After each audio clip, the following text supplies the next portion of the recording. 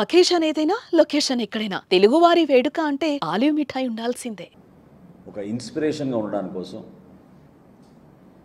విలువలతో కూడిన రాజకీయాలు చేయాలనే ఉద్దేశంతో పవన్ కళ్యాణ్ గారు జనసేన పార్టీని స్థాపించినప్పటి నుంచి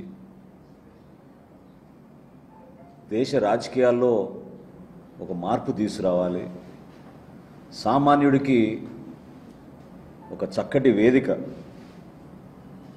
అందించి తద్వారా మన భవిష్యత్తులో ఒక అద్భుతమైన నాయకత్వాన్ని తీసుకురావాలనే తపనతోటి జనసేన పార్టీని స్థాపించారు. డాక్టర్ బాబాసాహెబ్ అంబేద్కర్ నాయకత్వంలో రూపొందించిన మన రాజ్యాంగాన్ని బేస్ చేసుకుని ప్రతి అడుగులోనూ ఏ కార్యక్రమం చేసినా ప్రజలకి అంతిమంగా ఉపయోగపడే విధంగా మనం చేయాలనే తపనతోటి జనసేన పార్టీలో మేమందరం కూడా పనిచేస్తాం. క్షేత్రస్థాయిలో మేము నిర్వహించిన అనేక పోరాటాలు, ప్రజల పక్షాన్ని నిలబడి మేము గలమెప్పిన సందర్భాలు ఎప్పుడు కూడా 10 మందికి ఉపయోగపడే విధంగా, భవిష్యత్తులో ఎవరైనా చూసి ఈ విధంగా చేయాలనే ఒక ఆలోచన రావాలనే భావనతో చేసిన కార్యక్రమాలు. అసలు దేశంలో ఎక్కడైనా కులాల్ని కలపాలనే ఒక విధానం ఒక పార్టీకి కూడా ఉందా చెప్పండి? అటువంటి ఆలోచన కేవలం జనసేన పార్టీకి, పవన్ కళ్యాణ్ గారికే ఉండేది. మేము సందర్భాన్ని బట్టో మా అవసరాలను బట్టో మేము రాజకీయాలు చేయం. జనసేన పార్టీ ఎప్పుడు కూడా ఒక కమిట్మెంట్ తోటి మేము వేసే ప్రతి అడుగు మన యువత కోసం, మన భవిష్యత్తు కోసం, మన మహిళల కోసం, మన బిడ్డల కోసం, మన రాష్ట్రం కోసం అనే ఆలోచనతోటి మేము నడుస్తూ ఉంటాం. పాలిటిక్స్ ఆఫ్ కన్వీనియన్స్ ఎప్పుడు చేయదు జనసేన పార్టీ. చాలా కన్వీనియంట్గా ఏ విధంగా ఈరోజు మన రాష్ట్ర రాజకీయాల్లో వైఎస్ఆర్సీపీ పార్టీ ప్రవర్తిస్తుందో, వాళ్ళ నాయకుడు జగన్మోహన్ రెడ్డి గారు అవలంబిస్తున్న తీరును చూస్తే మనందరం కూడా ఒక్కసారి తిరిగి గతంలో ఏ విధంగా వీళ్ళు ప్రజల్ని మభ్యపెట్టారు, ఏ విధంగా ఒక అరాచక పాలన తీసుకొచ్చారనే దానిపైన గుర్తు పెట్టుకోవాల్సిన సందర్భం అనుక్షణం ఉందని నేను ఈ సందర్భంగా రాష్ట్ర ప్రజలకు గుర్తు చేస్తున్నాను. మర్చిపోకూడదు. అసలు ఎన్ని కుట్రలు చేశారు, సమాజంలో చీలిక తీసుకురావాలని ప్రభుత్వంలో ఉండి ఒక బాధ్యత కలిగిన వ్యక్తి ముఖ్యమంత్రిగా వ్యవహరిస్తూ అమలాపురంలో కులాల మధ్య చిచ్చు పెట్టిన సందర్భం ఎలా మర్చిపోతాం చెప్పండి? సహచార మంత్రివర్యులు ఆ రోజున విశ్వరూప్ గారి పైన, ఇంటి పైన దాడి జరిగితే ఎవరు ఆదుకున్నారు చెప్పండి? వారి కుటుంబాన్ని. కులాల మధ్యన ఒక ఘర్షణ వాతావరణం ఏర్పడుతోంది పచ్చటి కోనసీమ లాంటి ప్రాంతంలో అని భావించి పవన్ కళ్యాణ్ గారు హుటాహుటిన ధైర్యంగా వచ్చి నిలబడిన నాయకుడు ఆ రోజున ఆయన ఒక్కరే. ఓట్ల కోసం రాజకీయం చేసే వైఎస్ఆర్సీపీ ఈరోజు ఒక కొత్త ఆలోచనతోటి కూటమి ప్రభుత్వం ఏర్పడినప్పటి నుంచి అనేక ప్రాంతాల్లో రెచ్చగొట్టే విధంగా పర్టికులర్గా జనసేన పార్టీని టార్గెట్ చేస్తూ గత 3-4 నెలల నుంచి జరుగుతున్న అనేక సందర్భాలు చూస్తూ వచ్చాం. డాక్టర్ బిఆర్ అంబేద్కర్ కోనసీమలో కానివ్వండి, మొన్న కైకలూరులో జరిగిన సంఘటన కానివ్వండి, మొన్న జరిగిన మచిలీపట్నం జరిగిన సందర్భంలో కానివ్వండి, ఇవన్నీ స్థానికంగా చిన్న చిన్న సందర్భాల్లో జరిగిన సిట్యువేషన్స్. అవి అసలు ఏమైపోయాడు జగన్మోహన్ రెడ్డి గారు ముఖ్యమంత్రిగా ఉన్నప్పుడు? ఇప్పుడు హడావుడిగా ఫోన్లు చేసి మరి నేనున్నాను, మీకు భరోసా ఇస్తున్నాను, మన ప్రభుత్వం రాగానే మీ సంగతి తెలుద్దామంటే ఏం తెలుస్తారు? ఎవరి సంగతి తెలుస్తారు? ఎలా మర్చిపోతారు మీరు? ఆ రోజున పాపం అమాయకుడు సుబ్రహ్మణ్యం లాంటి యువకుడిని డోర్ డెలివరీ చేసినప్పుడు ఏమైంది మీ ఫోన్ కాల్? అదే విశ్వరూప్ గారి కుటుంబానికి కోనసీమలో అంతమంది కుటుంబాలని ఇబ్బంది పెట్టిన రోజు ఏమైపోయినాయి మీ ఫోన్ కాల్? డాక్టర్ సుధాకర్ గారిని విశాఖపట్నంలో మీరు గురి చేసిన ఇబ్బందికరమైన పరిస్థితుల్ని మర్చిపోయి ఆ రోజు ఏమైపోయింది మీ ఫోన్ కాల్? ఈరోజు గుర్తుకొచ్చిందా మీకు ఫోన్ వాడడం? ఆవేశాల పైన కుళ్ళు రాజకీయాలు, ఓట్ల రాజకీయాల కోసం చేస్తున్న వీళ్ళ కుట్రల్ని ప్రజలు గమనించాలి, ఆలోచించాలి. ఎందుకంటే ఆ సమయం మనం అధిగమించి వచ్చాం. ప్రజలు కోరుకుంది అభివృద్ధి, ప్రజలు కోరుకునేది మనకి మంచి భవిష్యత్తు ఉండాలని. ఒక ప్రశాంతమైన వాతావరణంలో ఘర్షణ లేకుండా ప్రతి ఒక్కరూ కష్టపడి మన బిడ్డలకి ఉద్యోగ అవకాశాలు వచ్చేటట్టు, మన ప్రాంతానికి పెట్టుబడులు వచ్చే విధంగా ఈ అంశాలపైన మన వంతు మనం సహాయం చేయాలి సమాజానికి. ప్రెస్ మీట్ పెట్టి మరీ బెదిరిస్తాడు. మీరు ఒకవేళ ఎవరైనా సరే కాంట్రాక్టర్లు వచ్చి దాంట్లో పాల్గొంటే మీ సంగతి తెలుస్తాం, రద్దు చేస్తాం అంటారు.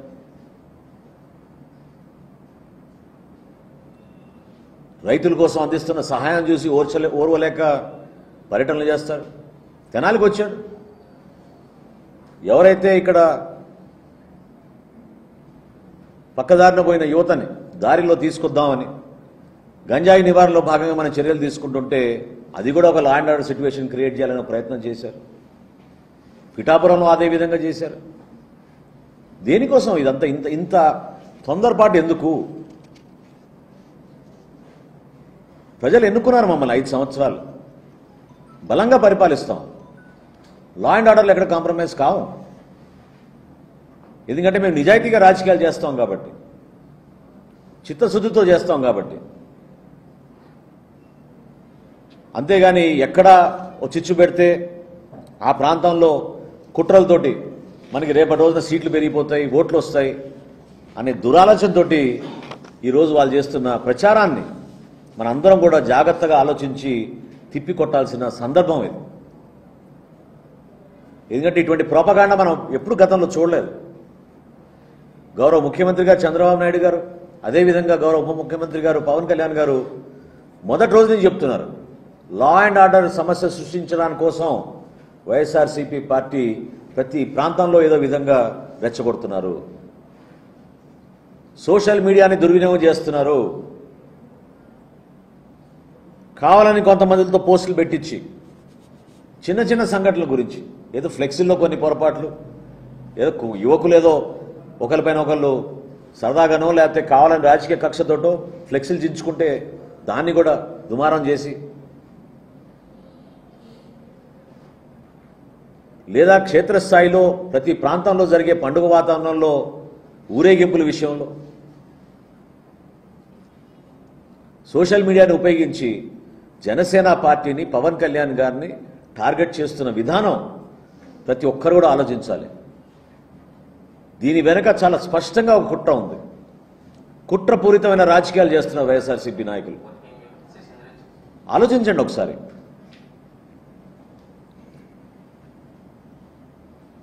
కుటుంబాల్లో కలహాలు పెట్టే విధంగా సమాజంలో చిలిక తీసుకొచ్చి కావాలని ఆ ప్రాంతంలో అభివృద్ధి రాకుండా చేసే ఆలోచన ఒక్క జగన్మోహన్ రెడ్డి గారే చేయగలుగుతారు. అనేక అంశాలు మనం చూసాం గతంలో ఏ విధంగా వీళ్ళు కుట్రలు చేశారు. ఒక రాయలసీమలోనే ఇటువంటి వాతావరణం ఉంటుందని ప్రజలు ఊహించారు, కానీ రాష్ట్ర వ్యాప్తంగా తీసుకొచ్చారు. ఎట్టి పరిస్థితుల్లో కూడా లా అండ్ ఆర్డర్ పైన కాంప్రమైజ్ ఉండదు. మా కూటమి ప్రభుత్వం చాలా బలంగా చట్టంలోనే మార్పు తీసుకురావాలి. సోషల్ మీడియాని ఏ విధంగా దుర్వినియోగం చేసి మన మహిళల్ని, మన కుటుంబ సభ్యుల్ని రాజకీయ కోణంతో కావాలని దుష్ప్రచారం చేసి ఇబ్బంది పెడుతున్నారో దాన్ని గమనించాలనే ఉద్దేశంతో మొన్న విశాఖపట్నంలో జనసేన లెజిస్లేచర్ పార్టీ తీర్మానం కూడా చేసింది. గౌరవ ముఖ్యమంత్రి గారు కూడా స్పందించారు. దీని గురించి మనం లోతుగా ఆలోచించాలి, ప్రజాస్వామ్యబద్ధంగా ఆలోచిద్దాం. మీరు నిజంగా మీరు రాజకీయాల్లో ఎదుర్కోవాలంటే ఎన్నికల సమయంలో రండి, పోటీ పడండి, మీరు కూడా నిలబెట్టండి మంచి అభ్యర్థుల్ని. దానికోసం జనసేన పార్టీ ఎప్పుడు సిద్ధమే.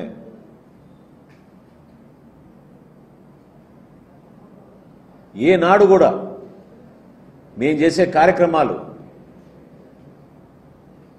కులాల వారీగానో మతాల వారీగానో ఓట్ల వారీగానో చూడలేదు. ప్రతి ఒక్కరిని కలుపుకుని పోవాలి. అన్ని ప్రాంతాలు అభివృద్ధి చెందాలి. మన రాష్ట్రానికి పెట్టుబడులు రావాలి, అద్భుతమైన అభివృద్ధి జరగాలనే తపనతో పనిచేసిన పార్టీ జనసేన పార్టీ. మాకే ఎజెండా ఏముంటుంది చెప్పండి? ఒకే ఎజెండా, ఆంధ్రప్రదేశ్ని భారతదేశంలో ఉన్నత స్థాయికి తీసుకెళ్ళాలి. దానికోసమే కదా కూటమి ఉండాలి, 3 పార్టీలు కలవాలి. Bharatiya Janata party, Telugu Desam party, Janasena party కలిసి పనిచేస్తేనే ఈ రాష్ట్రానికి మేలు జరుగుతుందని నమ్ముకుని ఆ రోజున అనేక సందర్భాల్లో పవన్ కళ్యాణ్ గారు 4 మెట్లు కింద దిగి పార్టీని మాత్రం కూటమిలో ఉండాలి, మనం కష్టపడి పనిచేద్దామని ఆలోచనతో ముందుకొచ్చాం. మా పార్టీ నాయకులు కార్యకర్తలు కూడా ఎక్కడ కూడా మా జన సైనికులు వీర మహిళలు స్వార్థంతో కూడిన రాజకీయాలు చేయరు. కష్టపడే మనస్తత్వం వాళ్ళది. ఒక అద్భుతమైన నాయకత్వం మాకు పవన్ కళ్యాణ్ గారిలో ఉంది. ఆ నాయకత్వాన్ని ప్రజల్లో తీసుకెళ్ళడానికి కోసం మేము కృషి చేస్తాం తప్ప సమాజంలో ఈ విధంగా చిచ్చులు పెట్టే విధంగా వీళ్ళు చేస్తున్న ప్రయత్నాన్ని ఖచ్చితంగా తిప్పికొట్టాలి. జాగ్రత్తగా ఉండాలి. మన జన సైనికుల్ని, వీర మహిళల్ని, మన నాయకుల్ని అందరినీ కోరుతున్నాను పార్టీ అధ్యక్షులు పవన్ కళ్యాణ్ గారి తరఫున, ప్రతి అడుగు అనుక్షణం మీరు జాగ్రత్తగా ముందుకెళ్ళండి. ఖచ్చితంగా చట్టం ముందు నిలబెడదాం వీళ్ళని. ఎవరైతే పొరపాట్లు చేస్తున్నారో, ఎవరైతే చిచ్చులు పెడుతున్నారో, సమాజంలో కావాలని మన మధ్యన ఒక ఘర్షణ వాతావరణం సృష్టించడానికి ప్రయత్నం చేస్తున్నారో వారిపైన మనం బలంగా పెడదాం. ప్రభుత్వంలో మనం భాగస్వాములుగా ఉన్నాం. ఈ రోజున మన బాధ్యతతో వ్యవహరించాలి. ఆవేశాలకి గురి కాపాకండి. అర్థం చేసుకోండి మన సిద్ధాంతాలు ఏంటి, మన ప్రయాణం ఏంటి, ఎంత కష్టపడితే దూరం వచ్చాం మనం, దాన్ని నిలబెట్టుకుందాం. పవన్ కళ్యాణ్ గారి నాయకత్వాన్ని ప్రజల్లో తీసుకెళ్ళాలి. దానికోసం మనందరం కూడా కృషి చేద్దాం. అంతేగాని వీళ్ళు చేసే కుట్రల్లో, వీళ్ళు ఆలోచించిన విధానాల్లో కావాలని మనని లాగి ఆవేశపూర్వకంగా ఇబ్బంది పెట్టాలని చూసిన సందర్భాన్ని దయచేసి మీరు చాలా జాగ్రత్తగా వ్యవహరించండి. ఒక ఘర్షణ వాతావరణం తీసుకురావడానికి వీళ్ళు మనందరినీ ఆ ఉచ్చులో లాగడానికి ప్రయత్నం చేస్తూ ఉంటారు. దాన్ని తిప్పికొట్టాల్సిన బాధ్యత మీది. ఎందుకు 5 సంవత్సరాల్లో జగన్మోహన్ రెడ్డి గారు ఏ కుటుంబానికి ఫోన్ చేయలేదు? ఇటువంటి కార్యక్రమాలు జరుగుతున్నప్పుడు, సమాజాన్ని వీళ్ళు విచ్ఛిన్నం చేస్తున్నప్పుడు ఆ రోజులు ఎందుకు గుర్తు రాలేదు? బాధిత కుటుంబాలను ఎందుకు పరామర్శించలేదు? ఎవరైనా సరే చట్టం ముందు ఒక్కరే, సమానంగా చూస్తాం. ఈ సంఘటనలు మా దృష్టికి రాగానే మన పార్టీ అధ్యక్షులు పవన్ కళ్యాణ్ గారి ఆదేశాల మేరకు క్షేత్రస్థాయిలో పర్యటించి వాస్తవాలు తెలుసుకుని రిపోర్ట్ సబ్మిట్ చేయమని అక్కడ స్థానికంగా ఉన్న నాయకత్వాన్ని మనం పంపించాం. ఖచ్చితంగా మేము తీసుకోవాల్సిన యాక్షన్ మేము తీసుకుంటాం పార్టీ పరంగా. కానీ ఒక అలజడి సృష్టించి ఓట్ల కోసం దుర్మార్గంగా కష్టపడి పనిచేస్తున్న మన కుటుంబ ప్రభుత్వాన్ని అభివృద్ధి జరగనివ్వకుండా, పెట్టుబడులు రానివ్వకుండా, ఉద్యోగ అవకాశాలు చెడగొట్టే విధంగా వీళ్ళు చేస్తున్న కుట్రని దయచేసి ప్రజలందరూ కూడా గమనించాలి. ఇది చాలా అవసరం. రాష్ట్ర ప్రజలు ప్రత్యేకంగా మీరు మాకు అందించిన తీర్పు, అద్భుతమైన మెజారిటీలు ప్రతి నియోజకవర్గంలో ఏ విధంగా కసితోటి మీరు నిలబడ్డారో ఆ రోజున, ఆ రోజులు మర్చిపోబాకండి. అందరం కలిసి పనిచేద్దాం. ఒకే ఆలోచనతో పనిచేద్దాం. భారతదేశంలో ఆంధ్రప్రదేశ్ ఉన్నత స్థాయికి తీసుకెళ్ళాలి. స్వర్ణ ఆంధ్రప్రదేశ్ నిజంగా మన కళ్ళ ముందే కనపడే విధంగా కష్టపడి పనిచేసుకుందాం.